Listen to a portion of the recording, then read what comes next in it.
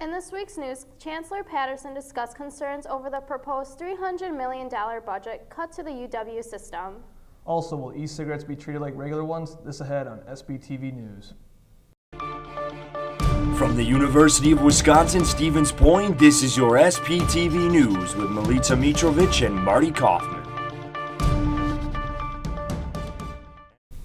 In breaking news this week, in response to Governor Scott Walker's plan to cut $300 million from the UW system, Chancellor Patterson answered faculty and student questions on Friday in the Public Budget Forum when asked if there will be more backlog and bigger class sizes due to the budget cut. Patterson said probably so. However, when he asked if there were any positive aspects to the cut, Patterson said it granted the UW system more autonomy and public authority in the long term. Patterson said many areas of the budget plan are still unclear and he was uncertain of what would happen until more information is available. Public forums where Patterson will take suggestions and answer questions will be held February 4th from 1:30 to 2:30 p.m. in the CPS building in room 116, and February 9th from 9 to 10 a.m. in the DUC alumni room. We'll keep you posted as the story develops. A Wisconsin lawmaker plans on banning e-cigarettes from public buildings. SPTV's Emily Margison reports. Wisconsin State Representative Deborah Kolste is pushing to have vapor smoking, or e-cigarettes, included in the normal indoor cigarette smoking law. Here in Stevens Point, there is a mixture of opinions on indoor vapor smoking. We went to Mossity Vapes in the downtown area to get their views on the possible law. It makes me mad when I see people, vaping in a restaurant by kids and stuff like that, or in Shopko or Walmart. But I think if you're at like a bowling alley or a bar or something like that, and they don't have a problem with it, then you should be able to. But I think that most restaurants should just put a sign up that says, vaping is prohibited here. That's all people really need to do. If they don't want you to vape, if they put a sign out, you can't vape.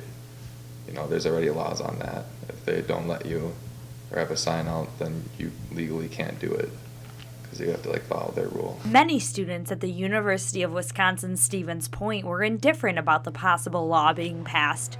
One student we talked to had personal reasoning for her feelings. I guess I understand why, but I mean, personally, my parents smoked. And I have been trying to get them to go on the e-cigarette because it's a lot healthier than all the chemicals and other things that are in regular cigarettes. I mean, there is nicotine in e-cigarettes, and you can get nicotine in the vapor pens as well. But I don't think it's a harm to indoor, at a restaurant or even at a school or something. I could understand more hospitals and nursing homes sort of thing, but I feel with a regular public place, it's not that big of a deal. This law could potentially affect the whole state of Wisconsin. Everyone who has strong feelings towards the possibility can stay informed with local government and speak out about their opinions. I think leave it up to the people, and I think if you are a vapor or a non-vapor, you should speak up and, just voice your opinion about it. Vapor and e-cigarettes will stay legal for now, but their future could be different. For SPTV News, this has been Emily Margison. We will keep you updated on further developments with this proposed law. Saturday, students featured their artwork in Arts Bash 2015. SPTV's Emily Schauer reports. This is a place where hundreds of people gather in order to appreciate something they all love, artwork, in multiple forms. Arts Bash and its 12th annual fundraising event saw many performances, visual art, and food provided by 18 local restaurants and vendors, including Nancy Lemke's custom cakes. The night featured everything from portrait drawings. It offers the opportunity to kind of sit down and talk to the person that you're basically studying, and that kind of all goes into the process of drawing them and painting them too. To an art sale. My father actually donated the jewelry piece. It makes people think differently about stuff, so even if it's just for, even if you just hang it on the wall, just by enjoying the art, you can have a different thought process to solve other problems. And featured a blood, guts, and gore makeup demonstration. We are going to be putting makeup on for people that want it done. We're going to do bruises, cuts. I have a few pre-made bullet wounds and bite marks. So in the theater department, we take makeup classes, and it's something that's part of theater. That's just kind of showcasing some of our other abilities, and plus I think everyone kind of likes to get into the blood and gore effects. In the largest campus scholarship fundraiser of the year, Arts Bash truly brought together the campus and community to experience all facets of art. I think that's why I love Arts Bash so much. It's because there's a lot of people coming because they love the unification of what the arts brings. I believe arts is something that is very, very important, and the celebration of it should be something that everyone is a part of. A portion of the money raised throughout the weekend will help to fund student scholarships. A new Goodwill store is planned to spring up in Plover. SPTV's Jen Richardson has more. Construction will begin this spring on a new Goodwill store in Plover. It is due to open in mid-August of this year. The store will be located in Crossroad Commons on Commons Circle right next to Walmart. Many people were puzzled as to why a new Goodwill was being constructed so close to the existing store in Stevens Point. Dan Flannery, the Vice President of Community Relations for North Central Wisconsin Goodwill, stated the reasoning behind this placement and explained that he is confident that this new store will not take business away from the Goodwill in Point. They're kind of two different markets in a small area. We are not closing the Stevens Point store. We're just adding the Plover store. It's in a great location for us, and we're looking forward to expanding our retail presence across Wisconsin. Flannery said that the new Goodwill will be even bigger than the Stevens Point store at 23,000 square feet. This new store will model the modern look found in the newly constructed Goodwill in Neenah, Wisconsin. Low prices is not the only thing Goodwill has to provide for the community. When the store opens, 50 new jobs will be created. Also, the reach of Goodwill's community programs will be expanded. Goodwill has 27 programs and services to help the surrounding communities. Some of the programs they provide include financial counseling, job skills training, and the Miracle League, which is a baseball program for children with disabilities. Goodwill not only strives to have a positive impact on people, but also the environment. According to Flannery, the clothing that Goodwill does not sell in their stores gets sold to auto shops to be used as shop rags in order to reduce the amount of waste they send to the landfills. To learn more about Goodwill and their programs, check out their website at www.goodwill.com. The construction on the new building is scheduled to begin this spring and open in mid-August. Well, that wraps up campus news this week. Jostun Pomplun has the latest on the Super Bowl when we return. Want to get your game on? Stay up to date on all things video games with SPTV's newest show, Good Game. Join us as we keep you informed on the biggest events in video game news, discuss our opinions on important video game topics, and give you reviews of the games you may or may not want to play. From Mario Brothers to Halo, we've got you covered. Good game, everybody. My name is Jackie Lang. I graduated from UW-Stevens Point in 2013. I started off coming to general members meetings, showing up for the shows. From the first show that I was a part of, I just absolutely loved it. Now that I've graduated, I currently work at WFRV-TV, which is Channel 5, the CBS affiliate in Green Bay. I also freelance for Lashbro Visual Communications. All of my experience, all of my knowledge came from SPTV, and I will forever be grateful to this organization for that.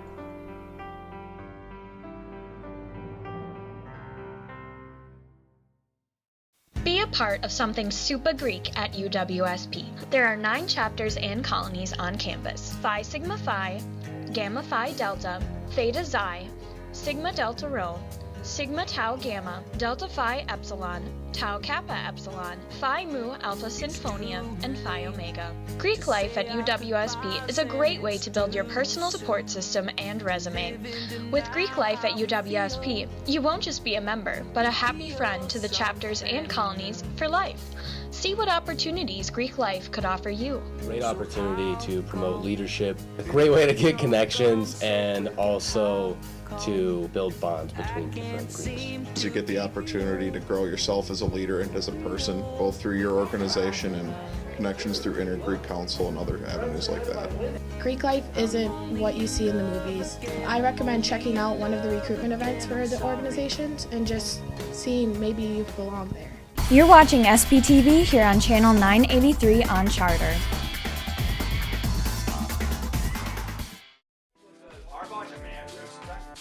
These guys care about sports. The talk continues after the cameras stop rolling. Watch Final Take only right here on SPTV for anything Pointers, anything sports. SPTV is your home for everything Pointers, only on Charter Channel 983. Don't let the snow and cold get you down this winter. The frozen tundra outside may keep you indoors, but here at SPTV, we'll still be getting you the best news, sports coverage, and entertainment that you need. Don't freeze your fingers and toes off to find out what's happening around campus. Stay warm, everyone.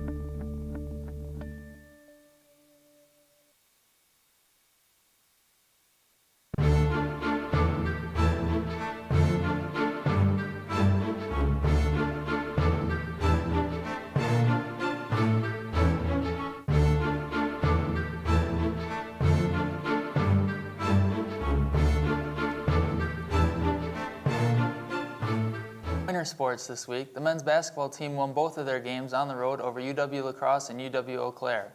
The Pointers defeated La Crosse 63-44 with a 27-0 run to end the first half. At Eau Claire, UWSP won 49-40 in a tough game. Senior Alex Richard led the Pointers in scoring with 11 points. Men's basketball is back at home this Wednesday against UW River Falls.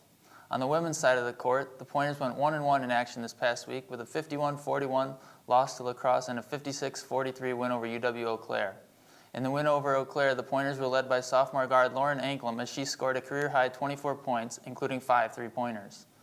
On the ice, the fifth-ranked UWSP men's hockey team continues to roll after a 9-4 win against Bethel on a put a check to cancer night in Stevens Point. Junior forward Joe Kalas led the way with 2 goals and an assist, while 15 players each recorded a point. Goalie Brandon Jaeger won his 12th game of the year, recording 11 saves.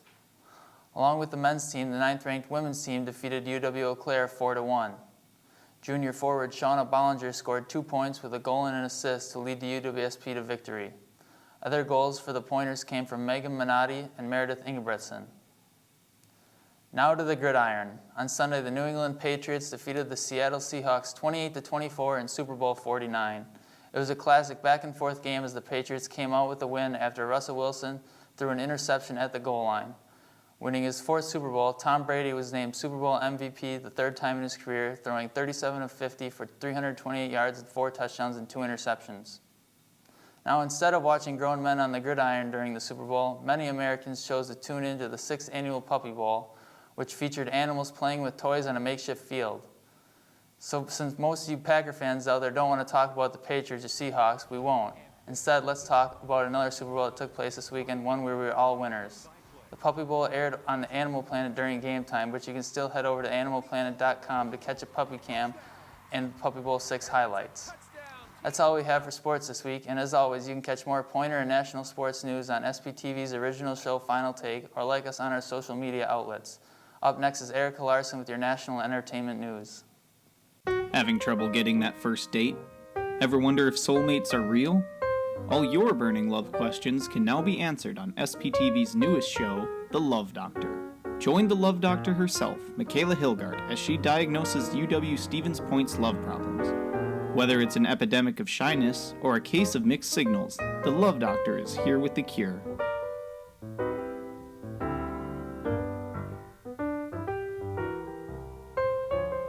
Itch to be on air? Join the SPTV news crew. Being an on and off-air reporter will help you gain experience in interviewing, shooting and editing video, and reporting behind the anchor desk. Join SPTV News, pointing to you. My name is Julia Flaherty. I'm the current promotions director at SPTV. My job allows for me to have a lot of personal creative direction because that is the team environment that we instill here at SPTV. This past summer, I had the opportunity to write for hercampus.com as well as thedailyquirk.com. Personally, I feel that being involved with SPTV has really helped boost my confidence and my ability to network with other students. If student media is something that interests you, and even if you're not really sure what student media means, you should stop by our studios. We are looking forward to having you involved this year, and we cannot wait to make media with you.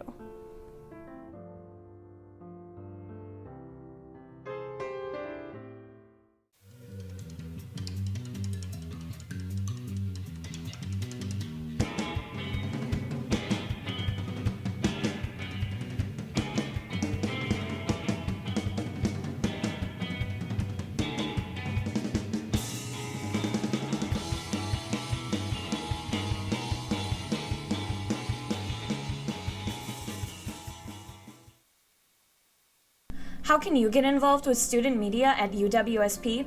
Connecting with your campus television station, SPTV, is easy. Like us on Facebook, subscribe to our YouTube channel, follow us on Vine, follow us on Twitter, follow us on Pinterest, follow us on Instagram, or connect with us on Google+. But of course, the best way for you to get involved and stay up to date with all that is happening at our station is to stop by our studio. We're located in the Communication Arts Center at UWSP, Studio B, Room 121.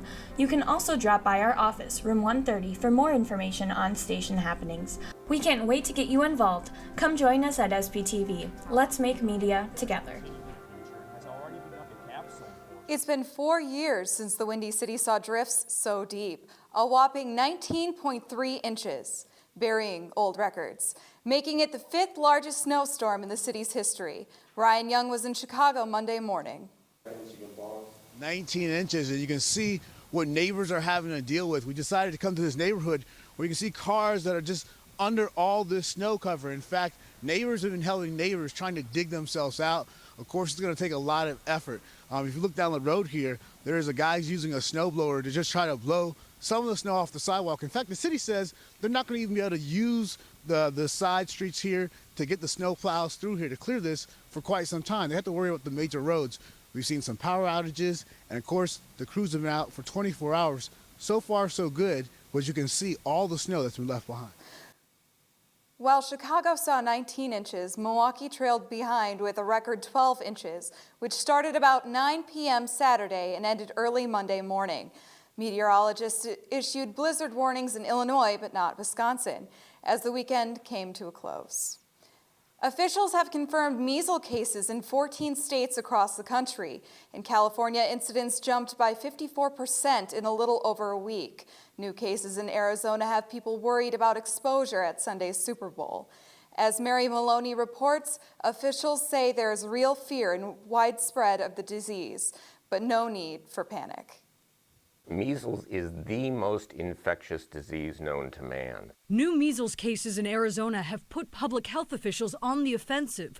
Dr. Robert England advises people who have come in contact with the disease but aren't immunized To not go out in public or to wear a mask if they absolutely have to. The measles virus can spread through the air, and that fact is causing worries about events with large crowds, like Sunday's Super Bowl in Phoenix.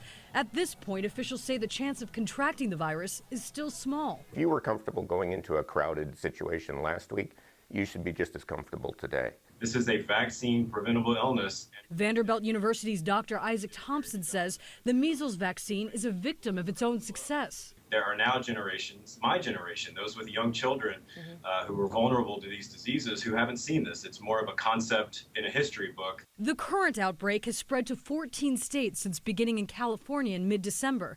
The CDC is warning parents not to take chances with their children.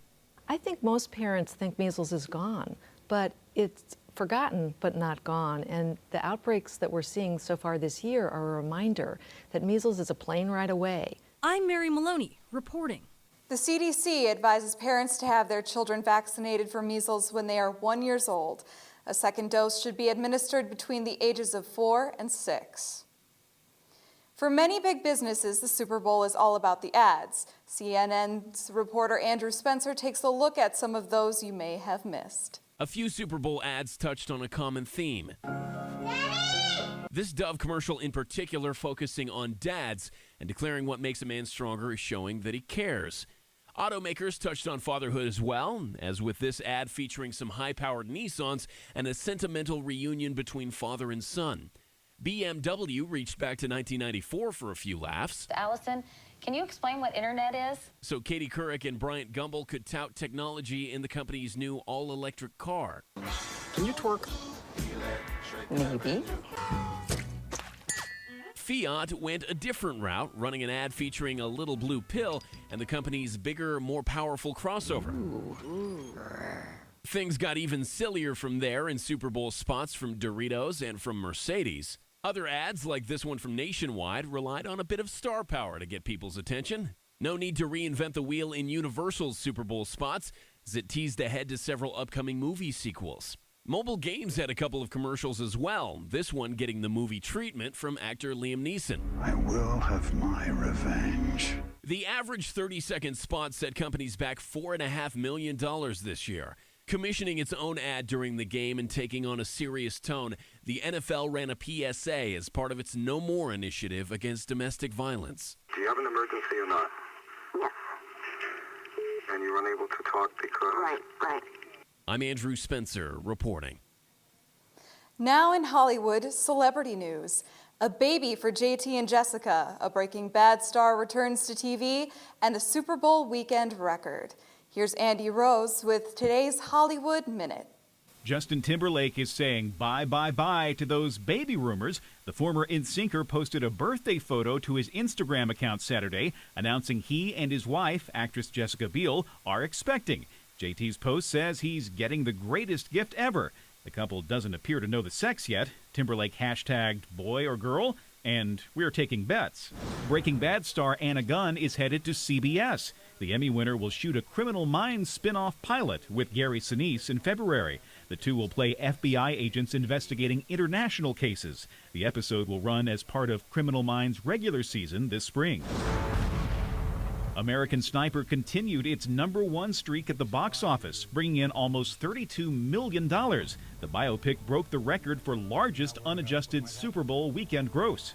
Children's story Paddington moved up to #2, and the new sci-fi thriller Project Almanac came in at 3rd place, closely trailing Paddington. For Hollywood Minute, I'm Andy Rose. Looks like JT is officially off the market. Hopefully he keeps bringing his sexy back. Now back to Mimi and Marty after these messages.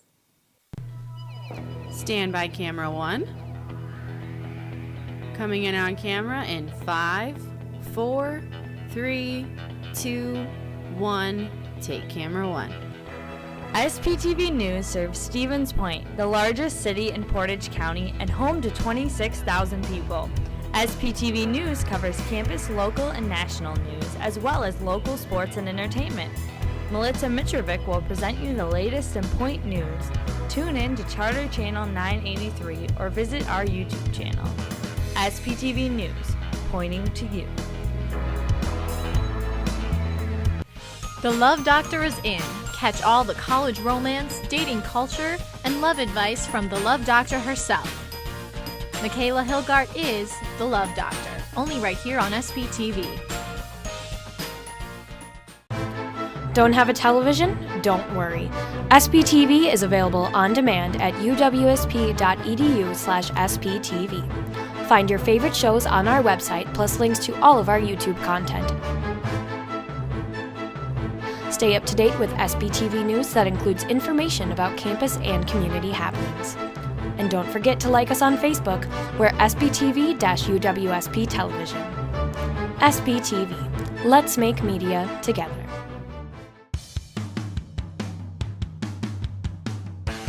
Are you interested in pursuing a career in animals or just looking for a way to help preserve wildlife?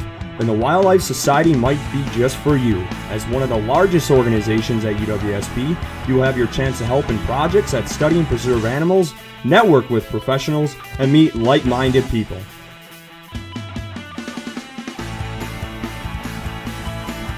Join us Tuesdays at 5 p.m. and join the Wildlife Society today. Serving a campus of 9,600 strong, we are the home of UWSP Television. We are SPTV. You can find us on Charter Channel 983, online, or on any of our social media sites. I'm Curtis Brown. This is Adam Yurkovsky and Jostun Pomplun. If you enjoy our Final Take show, make sure you tune in every week to stay up to date on Stevens Point sports. Remember, Pointers, anything sports.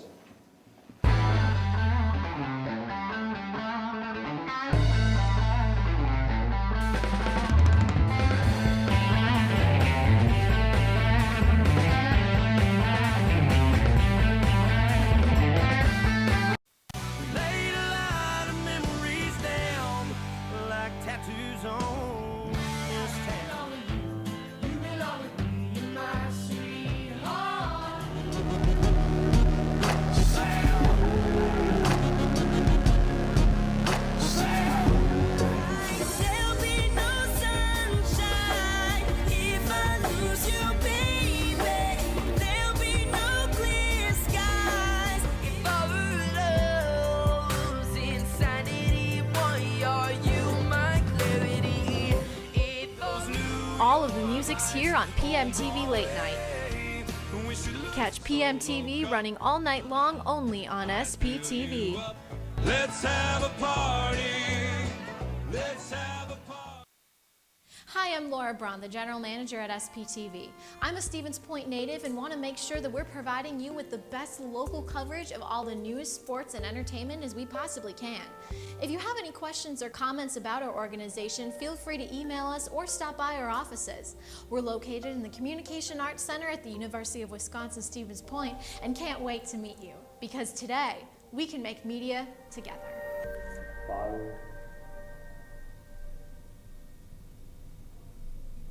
Well, maybe it seems like there's been a lot of talk of the Super Bowl this week. Yeah, but we still have to talk about Katy Perry. What do you think about her show? I thought she was pretty good. The beach ball and the sharks were kind of weird, but it was all right. I agree. That's going to do it for us. Make sure to check us out online to keep up to date with the latest in campus, local, and national happenings. Have a great week, Stevens Point.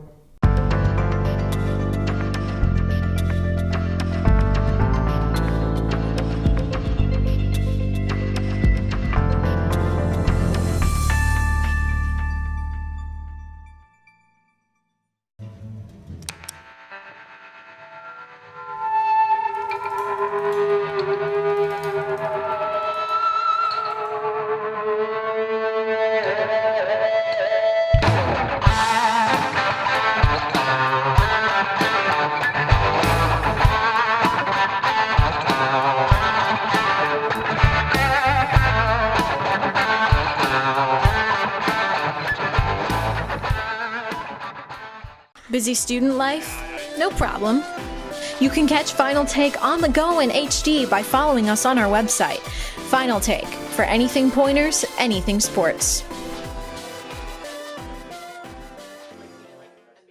This public service announcement is brought to you by SPTV. Hi, my name is Julia Flaherty. I've been living with juvenile diabetes for more than half of my life. I realized fairly early on in my diagnosis that this was an opportunity for me to take responsibility to draw awareness about a disease that, according to JDRF.org, affects almost 3 million Americans today. November is National Diabetes Awareness Month. That's why I'm asking you to tweet me at Miss Trenchie on Twitter to tell me how you are going to help the world be diabetes-free. This disease is not curable. It is treatable. But for some people, that doesn't make it any less tolerable. Whether you have juvenile diabetes, know someone that does, or are just inspired to learn more about it, the month of November gives you a great opportunity to start. Don't push disease to invisibility. Set it free. This public service announcement is not affiliated with JDRF.org. This has been an SPTV production. Together, we strive to make media with UWSP students. Got an itch to be on air? Join the SPTV news crew. Being an on and off-air reporter will help you gain experience in interviewing, shooting and editing video, and reporting behind the anchor desk. Join SPTV News, pointing to you.